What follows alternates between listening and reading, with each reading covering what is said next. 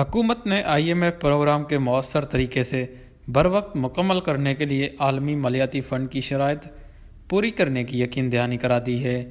وفاقی وزیر خزانہ اسحاق ڈار نے فنانس ڈویژن میں IMF مشن کے چیف نینتھن پورٹر کی سربراہی میں IMF کے جائزہ مشن سے ملاقات کی، جس میں وزیر خزانہ نے یقین دہانی کرائی کہ پاور سیکٹر میں اصلاحات لائی جا رہی ہیں اور گیس سیکٹر میں گردشی قرضے کے خطرے سے نمٹنے کے لیے طریقہ کار وضع کرنے کے لیے ایک اعلیٰ سطح کی کمیٹی تشکیل دی گئی ہے۔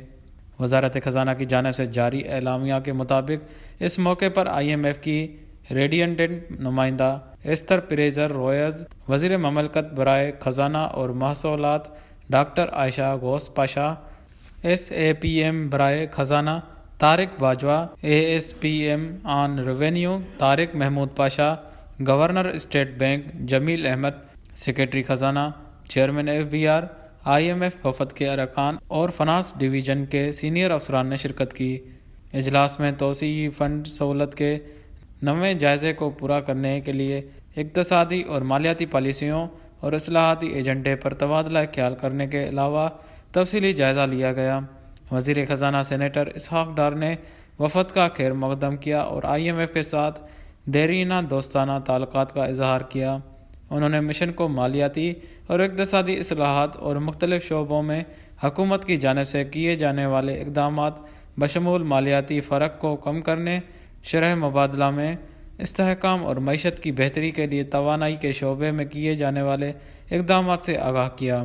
وزیر خزانہ نے بات چیت جاری رکھنے پر IMF کے مینیجنگ ڈائریکٹر کا شکریہ ادا کیا۔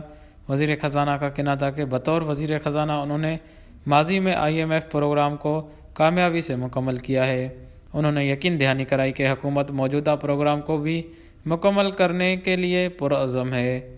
اسحاق ڈار نے مشن کے لیے اپنے تمام تر حمایت کو مزید بڑھایا اور توسیعی فنڈ سہولت IMF کے تحت نویں جائزے کو مکمل کرنے کے لیے ایک معاہدے تک پہنچنے کے لیے مل کر کام کرنے کا عہد کیا۔